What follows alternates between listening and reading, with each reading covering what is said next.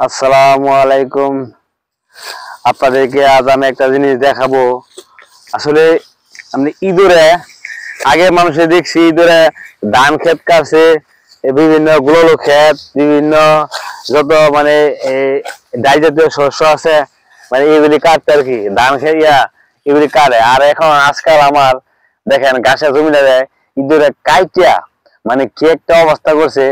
ইঁদুরে নাতি ফুতি বংশধর লয়া 14 গোষ্ঠী লয়া দেখেন তারা বাপ দাদার সম্পত্তি মনে করছে।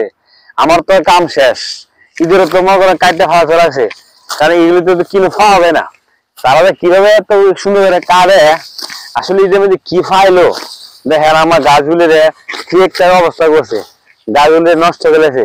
দেখেন ইঁদুরে লাগে এখন ঘাস খাওয়া যেতেছে না, শুধু খালি কাইটটা মাঝে ডিমায় চলে লাগছে। ইঁদুরের যন্ত্রণা মনে করেন খুব কষ্টের মধ্যে আছে। দেন মানুষের ফসল আদি জমি মাছ ধরে, এখন ফসল জমি বাদ দেওয়া না, ঘাস খেতে মাছ ধরছে ইঁদুরে। এখন ইঁদুরের থেকে আসলে কিভাবে মুক্তি হয়, যদি আপনাদের মাধ্যমে কোনো কিছু জানাতে হয়, কোনো আধুনিক প্রযুক্তি টেকনোলজি থাকে, তাহলে সেটা আমাকে বলবেন। এই ইঁদুর ইঁদুর যাতে কিভাবে দমন করতে পারে আর কি, ঠিক আছে। এই ইঁদুরের যন্ত্রণা বড় বিপদের মধ্যে আছে আমরা।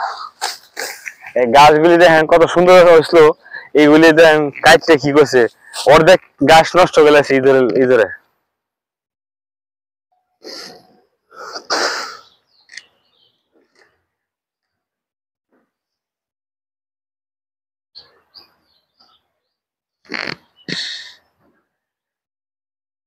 এই যে আমাদের চারদিক দিয়ে সবাই ধানের জমি রোপণ করতেছে, আর আমার এখানে ঘাসের জমি।